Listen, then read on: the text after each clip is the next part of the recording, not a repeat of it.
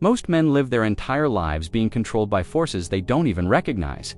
They react to every slight, panic at every setback, and burn themselves out chasing things that were never really in their control to begin with. They mistake emotional intensity for strength and busyness for progress. Here's what nobody tells you. The strongest men in history weren't the ones who never felt fear, anger, or disappointment. They were the ones who felt it all and remained unmoved by it. They understood something that most people spend their entire lives running from, that true power isn't about controlling the world around you, it's about mastering the world within you. I'm going to share with you the 10 Stoic laws that, when truly understood and applied, will make you psychologically bulletproof. These aren't feel-good platitudes or motivational quotes. These are time-tested principles that have guided emperors through wars, philosophers through persecution, and ordinary men through extraordinary challenges. If you've ever found yourself lying awake at 3 a.m., replaying conversations that went wrong, or felt that knot in your stomach when someone doesn't text you back, or caught yourself checking social media for validation you know you shouldn't need, this is for you. Because what I'm about to show you will fundamentally change how you navigate every relationship, every challenge, and every moment of uncertainty in your life. Law 1. The dichotomy of control. The first law is the foundation everything else is built on. There are things within your control and things outside your control. That's it. And the quality of your entire life depends on your ability to distinguish between the two. Here's the brutal truth. 90% of your stress, anxiety, and frustration comes from trying to control things that were never yours to control in the first place. You can't control whether she texts you back. You can't control whether your boss appreciates your work. You can't control whether people understand your intentions or whether the economy crashes tomorrow. But you can control your effort. You can control your response. You can control where you direct your attention and how you interpret what happens to you. The moment you truly internalize this distinction, something profound happens. You stop wasting energy on battles you cannot win, and you become formidable in the battles you can. Think about water flowing around a rock. The water doesn't stress about the rock being there. It doesn't try to move it. It simply flows around it, finding the path of least resistance while maintaining its direction. This is what mastery looks like. Law 2. Perception is reality. Your mind is the lens through which you experience everything. And here's what most people don't realize. That lens can be adjusted. The same event can destroy one man and forge another, depending entirely on how they choose to interpret it. When someone disrespects you, you have a choice. You can interpret it as an attack on your worth, or you can see it as information about their character. When you fail at something important, you can interpret it as evidence that you're not good enough, or you can see it as data about what doesn't work. The Stoics understood that we suffer more in imagination than in reality. Your ex didn't just leave you. In your mind, she left you because you're unlovable. Your business didn't just fail. In your mind, it failed because you're incapable. But these interpretations aren't facts, they're stories, and you get to choose which stories you tell yourself. Here's the practice. When something triggers you, pause and ask yourself, what's the most empowering way I can interpret this? Not the most positive way. The most empowering way, the way that leaves you stronger, wiser, and more capable of handling whatever comes next. Law 3. But it's one of the most powerful tools for building genuine inner strength. It's called negative visualization, and it's about mentally rehearsing loss before it happens. Most men avoid thinking about what they fear losing because they think it will make them anxious or pessimistic. But the opposite is true. When you regularly contemplate losing your job, your relationship, your health, or your status, something counterintuitive happens. You become more grateful for what you have and more prepared for when change inevitably comes.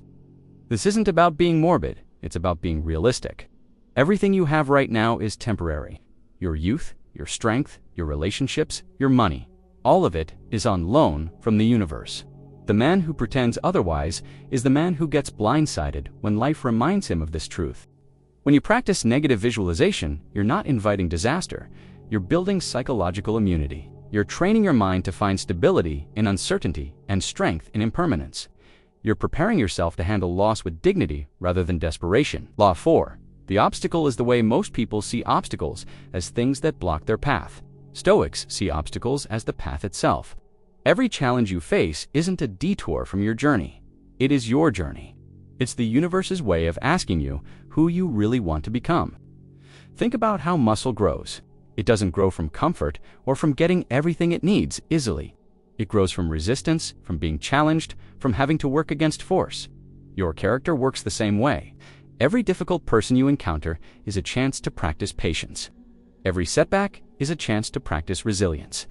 Every moment of uncertainty is a chance to practice faith in your ability to figure things out. The man who gets everything easily never develops real strength. He's like a tree that grows in a greenhouse. Tall but fragile, impressive but unable to withstand the first real storm. The man who faces obstacles and learns to transform them into advantages becomes like an oak tree that's weathered countless storms. Maybe not the tallest, but unshakable. When you're facing your next challenge, don't ask, "Why is this happening to me?" Ask, "What is this trying to teach me?" Don't ask, "How can I avoid this?" Ask, "How can I use this?" The obstacle isn't in your way. The obstacle is the way. Law 5. Memento mori, remember, you will die. These 3 words have the power to transform every moment of your life. Not because they're depressing, but because they're liberating. When you truly accept that your time here is finite, you stop wasting it on things that don't matter. Death isn't the opposite of life, it's what gives life meaning. Without scarcity, nothing has value. Without endings, nothing has urgency. Without mortality, nothing has weight. The man who lives as if he has infinite time is the man who accomplishes nothing of importance. This isn't about becoming reckless or nihilistic. It's about becoming intentional.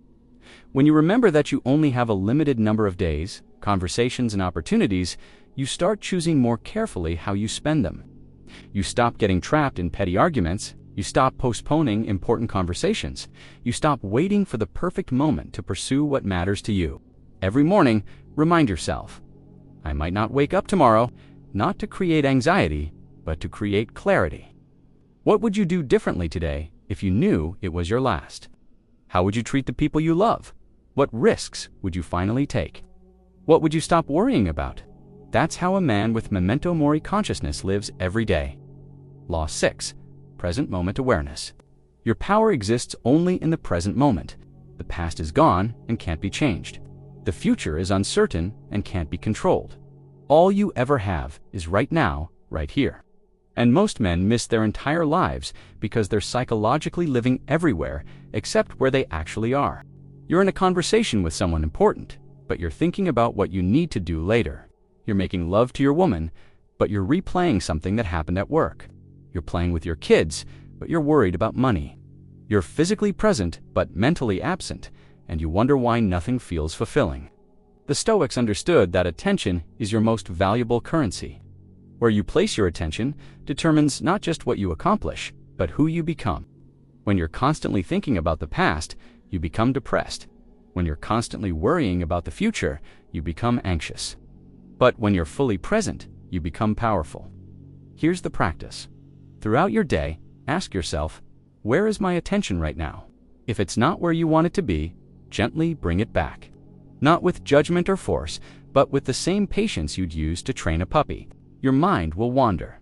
That's what minds do. Your job isn't to stop it from wandering. Your job is to notice when it has wandered and consciously choose where to direct it next. Law 7. Virtue as the only true good. Most men chase wealth, status, pleasure, or approval, thinking these things will make them happy. Then they get them and realize they feel empty. Or they don't get them and feel like failures. This is because they're chasing the wrong things. They're seeking happiness in external circumstances instead of internal character. The Stoics identified 4 cardinal virtues: wisdom, justice, courage, and temperance. These aren't abstract ideals. They're practical guides for how to live. Wisdom is knowing what's true and what matters. Justice is treating others fairly and taking responsibility for your impact. Courage is doing what's right despite fear, discomfort, or social pressure. Temperance is having power over your impulses and desires. Here's what changes everything. When you make virtue your primary goal, you become unbreakable. Someone can take your money, but they can't take your integrity. Someone can damage your reputation, but they can't touch your character. Someone can reject you, but they can't diminish your worth if your worth comes from how you show up in the world rather than how the world responds to you. This doesn't mean you can't want success or enjoy pleasure. It means you don't need them to be okay. It means you pursue them as a virtuous man, not as a desperate one. And that makes all the difference in both your success and your satisfaction. Law 8. Emotional regulation. Your emotions are not your master. They're information. They're signals, they're energy. But they're not commands. You have to obey. The untrained man feels angry and immediately acts angry. He feels afraid and immediately acts afraid. He feels lustful and immediately acts lustful. He's like a ship without a captain, blown around by every emotional wind. The Stoic understands that there's space between stimulus and response. Someone insults you, that's the stimulus. How you respond is your choice. Your first emotional reaction might be automatic, but what you do with that reaction is entirely up to you. You can let anger make you cruel, or you can use anger as fuel for justice. You can let fear make you cowardly, or you can use fear as a signal to prepare more thoroughly. This isn't about suppressing emotions or pretending you don't feel them. It's about feeling them fully while maintaining your capacity to choose your actions consciously. It's the difference between being emotionally reactive and being emotionally responsive. The reactive man is controlled by his feelings. The responsive man uses his feelings as information, while his principles guide his actions. Here's how you develop this skill. When you notice a strong emotion arising, pause and name it. I'm feeling angry, I'm feeling afraid, I'm feeling hurt. Then ask yourself, what is this emotion trying to tell me? And what would the best version of myself do right now? This simple practice creates space for conscious choice instead of unconscious reaction. Law 9. Social independence, your need for approval, is your greatest weakness. It makes you changeable, manipulable, and ultimately unreliable, even to yourself. The man who needs everyone to like him likes no one, including himself. The man who needs external validation for his worth has no real worth at all. This doesn't mean becoming antisocial or not caring about relationships. It means developing such a strong relationship with yourself that other people's opinions become interesting data rather than determining factors in your self-worth. It means being so grounded in your own values that you can't be blown around by every social wind. The Stoics called this concept social independence. Being able to function in society without being controlled by society. You can be kind without being agreeable. You can be loving without being needy. You can be successful without being desperate for recognition. You can be connected without being dependent. When you stop needing approval, something magical happens. You become more approachable, not less. People are drawn to men who are comfortable in their own skin. They're repelled by men who are constantly seeking validation. Ironically, the less you need people to like you, the more they're likely to respect you. Practice this by making small decisions based on what you think is right, rather than what you think others want to see. Wear what you want to wear. Say what you really think. Pursue what genuinely interests you. Start small, but start. Your opinion of yourself is the only one that ultimately matters. Law 10. Legacy consciousness. You're going to die, and most people will forget you existed. This sounds harsh, but it's actually liberating. It means the pressure is off. You don't have to be remembered by everyone. You just have to live in a way that honors the brief time you've been given and the people whose lives you touch. Legacy isn't about fame or monuments. It's about the ripple effect of how you showed up in the world. It's the man who becomes better because of your example. It's the woman who feels safer because of your protection. It's the child who grows up more confident because of your encouragement. It's the moment of beauty you created, the problem you solved, the truth you spoke when it wasn't easy. Every interaction you have is either adding something valuable to the world or taking something away from it. Every day you live is either making you the kind of man others can learn from and lean on, or it's making you the kind of man others need to recover from. The Stoics understood that the goal isn't to live forever. It's to create something worthy of the time you've been given. It's to become the kind of person who, when they're gone, leaves the world a little better, a little stronger, a little more beautiful than they found it. This consciousness changes how you approach everything. You're not just making decisions for immediate gratification. You're making decisions that reflect who you want to be remembered as.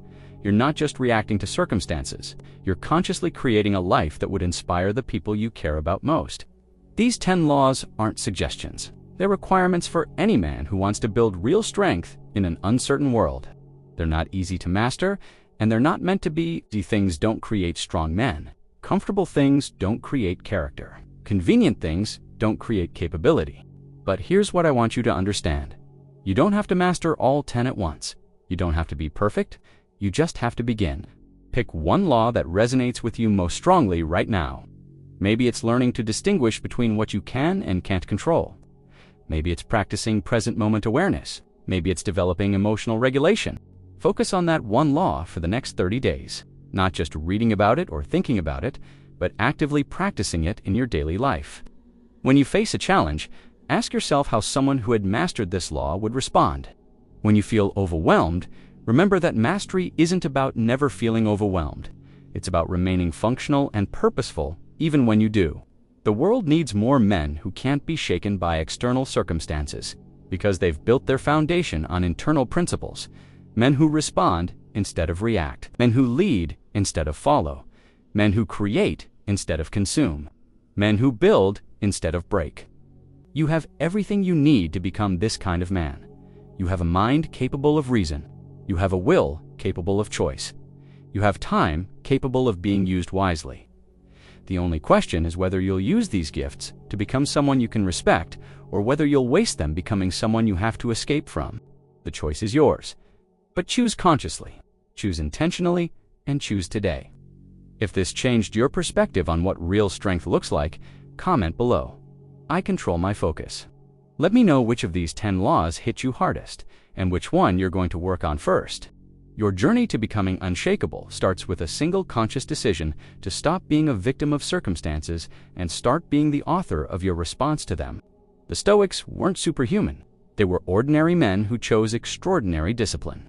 They faced the same fears, disappointments, and challenges you face. The difference is that they developed systems for responding to these challenges that made them stronger rather than weaker. They understood that life isn't about what happens to you. It's about what you make of what happens to you.